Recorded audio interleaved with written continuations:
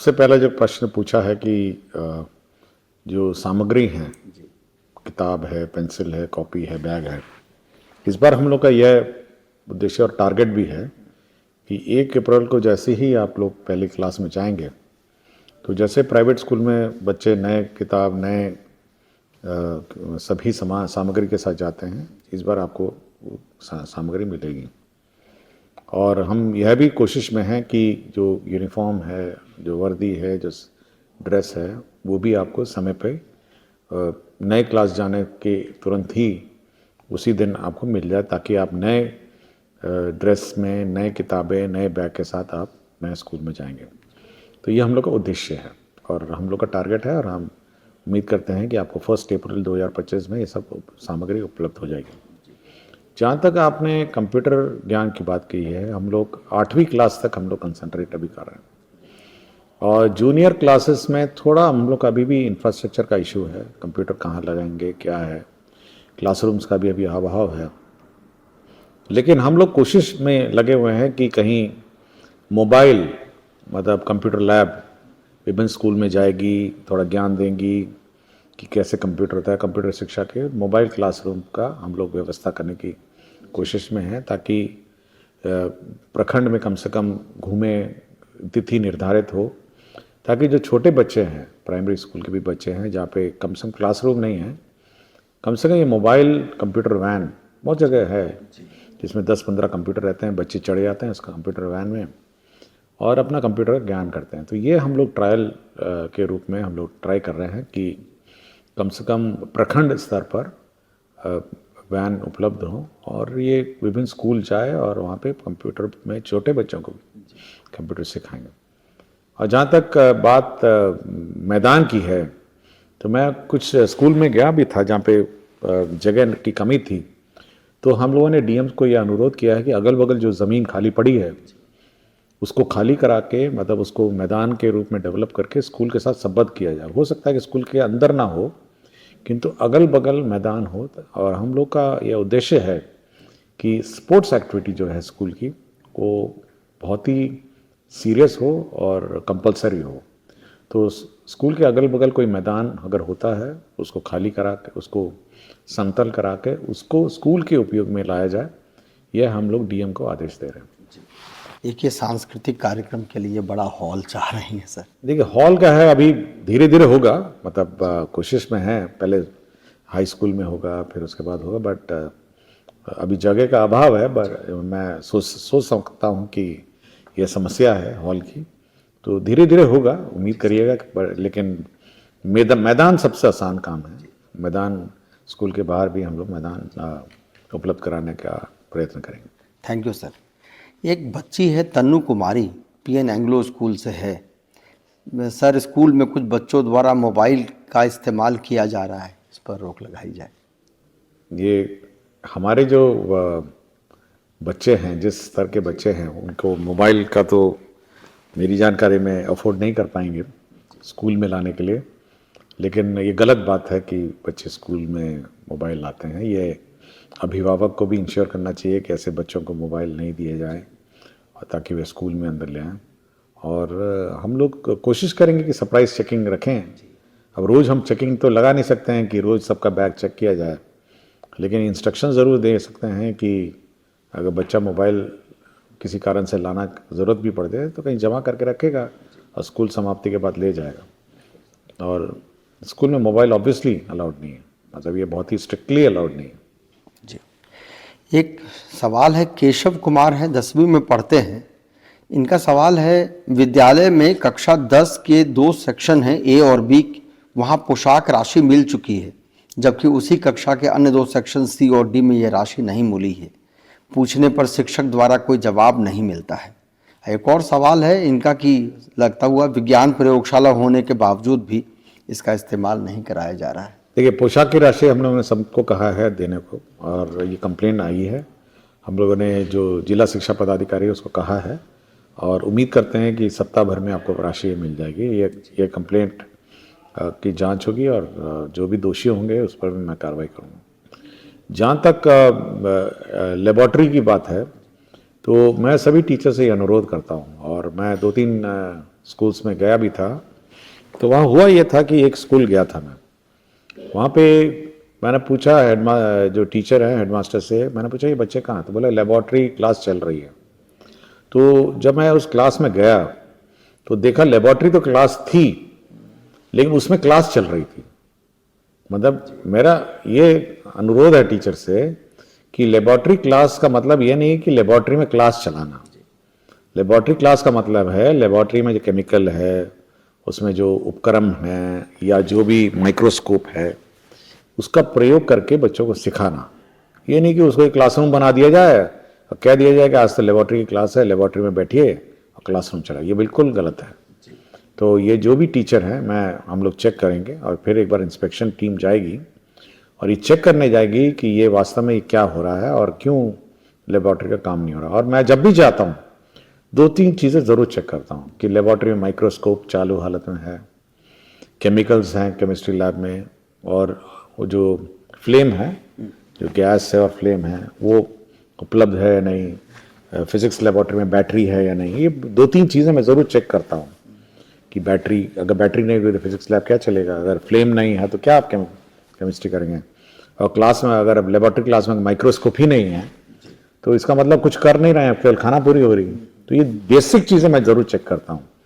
लेकिन मुझे ठीक नहीं लगा। ये सिवान का स्कूल था और मैं जब गया तो वही लेबॉर्ट्री में क्लास चल रही थी, लेबॉर्ट्री क्लास नहीं चल रही थी। तो सुधार का मौका हम लोग सभी टीचर को दे रहे हैं, और नहीं सुधरेंगे तो फिर बाद में कार्रवाई भी होगी। ऐसा नहीं कह रहा कि 2-3 बार हम लोग अनुरोध ज़रूर करेंगे, लेकिन जब इसका अनुपालन नहीं होगा और इंस्ट्रक्शंस का अनुपालन नहीं होगा तो कार्रवाई कर देंगे। जाता है तो हेडमास्टर के पास ले आइए। और हम लोग ये कहते हैं कि स्कूल के समय सड़क पे गांव में कोई बच्चा बाहर नजर नहीं आए। हम जब भी जाते हैं ये ज़रूर देखते हैं कि स्कूल के समय कितने बच्चे बाहर हैं। तो यह गांव वालों का और पूरे समाज के, गांव में अब कैसे लगता है आपके टोले में अगर बच्चा स्कूल के टाइम में बाहर घूम रहा हो। और बार बार मैं बोलता हूँ कि एक अशिक्षित बच्चा उस गांव के लिए मुसीबत है। मैं बार बार ये बात कहा, मैं पिछले भी 2-3 इंटरव्यू में मैंने कुछ कहा है कि अशिक्षित बच्चा उस गांव के लिए मुसीबत है। इसलिए ये गांव का दायित्व है और गांव के वार्ड मेंबर का, मुखिया का, कि उस बच्चे को पकड़ के लाइए और उसको स्कूल में आप समझा बुझा के उसको स्कूल में भर्ती कराइए, उसको अशिक्षित नहीं रखिए। अभी कैसे देखते रहता है लोग कि भाई देखो तालाब में मछली पकड़ रहा है, नदी में मछली पकड़ता है, या बाहर ऐसी घूम रहा है, मतलब कोई बिना किसी उद्देश्य के। ये गांव के किसी भी व्यक्ति को टॉलरेट नहीं करना चाहिए। और जहां जिस दिन गांव का व्यक्ति टॉलरेट करना बंद कर देगा तो सारे बच्चे स्कूल में अपने आ जाएंगे। सरकार स्कूल चलाती है, कोई पैसा थोड़ा नहीं लेती है, फ्री में चलाती है। बच्चों को बैठाइए, समझाइए, बोलिए कि जाके स्कूल में पढ़िए। तो इसलिए सभी गांव वासियों से और सभी लोगों से मेरा अनुरोध है कि स्कूलिंग टाइम में बच्चे इधर उधर घूमते हुए नजर नहीं आना चाहिए गांव में। बिल्कुल सर, थैंक यू, ये बहुत उपयोगी है सर। मोहम्मद अजहर हुसैन हैं, स्कूल टीचर हैं। It is generally seen in government schools that only below average financially students get involved because of some major factors, and one of the major factor that is that a huge difference is in the function of MDM that is only served on floor, which gives a sense of poverty, ugliness and filth. Why can't government make arrangement like mess where students can have their meals sitting on table in a separate room like in private residential schools? Kindly consider this. देखिए, यह गलत भावना है कि सरकारी school में गरीब बच्चे पढ़ते हैं। और अगर हम लोग अपना यूपीएससी का लिस्ट देखें, आईएएस का, आईपीएस का, तो बहुत सारे बच्चे हैं जो गवर्नमेंट स्कूल से पास आउट हैं। तो यह बिल्कुल गलत धारणा है कि केवल गरीब, सभी लोग पढ़ते हैं। और प्राइवेट स्कूल हर गांव, हर पंचायत में और हर मोहल्ले में नहीं है। बिल्कुल। और सरकारी स्कूल हर गांव में है, मोटा मोटी 80,000 के करीब हैं हर गांव में। तो इसलिए यह बिल्कुल मतलब गलत है कि गरीब आदमी, सभी बच्चे पढ़ते हैं। और जहाँ तक बात यहाँ की है कि मिड डे मील की बात है, देखिए गांव की जो व्यवस्था है मतलब ठीक है, जगह अगर होती तो मेस होता, अलग कमरे होते तो मेस भी हो जाता, टेबल भी हो जाता। हम लोग तो स्कूल के क्लासरूम के लिए टेबल हम लोगों ने लगाया, और वो भी बहुत सरकार ने अपनी पूरी राशि ताकत लगा के सभी स्कूल के क्लासरूम में आपके बेंच और डेस्क लगा दिए। लेकिन अगर हम लोग को मतलब बेंच अलग से मेस बनाना होगा तो उतने ही बच्चों का फिर टेबल और चेयर लगाना पड़ेगा। बिल्कुल। क्योंकि बहुत ही एक तो खर्चीला है और एक तो इंफ्रास्ट्रक्चर का और इशू है। अभी तो बच्चे ने हाँ, मतलब क्या कहते हैं, कल्चरल कार्यक्रम मतलब सांस्कृतिक कार्यक्रम के लिए कमरा मांगा है, तो वो सब कहाँ से होगा। लेकिन एक अच्छा फीलिंग रहता है। मैं भी जाता हूँ मिड डे मील में तो पंगत में बैठता हूँ, और गांव में जाता हूँ तो पंगत में बैठता हूँ, और मेरी अपनी बारी आती है। जैसे मैं जब भी जाता हूँ तो बच्चे बैठे हुए रहते हैं, तो मैंने कहा ठीक है, जब वो खा लेंगे तो मैं अपनी पंगत में बैठूंगा। तो बच्चों के साथ पंगत में बैठ के आराम से बैठ के खाने में अपना मज़ा है, और ज़मीन में बैठ के खाने का एक साथ मतलब कंधे से कंधा मिला के मतलब सभी वर्ग सभी धर्म के बच्चे जब एक साथ बैठ के खाते हैं, और बड़ा अच्छा लगता है। और कोई थोड़ा आदत हम लोग को जो पुरानी अपनी ट्रेडिशनल आदत है तो उसकी याद आती है, तो अच्छा लगता है। लेकिन अगर ज़रूर अगर बहुत व्यवस्था हो और बहुत ही बड़े कैंपसेस हों तो हम लोग मेस हॉस्टल की तरह रख सकते हैं, किंतु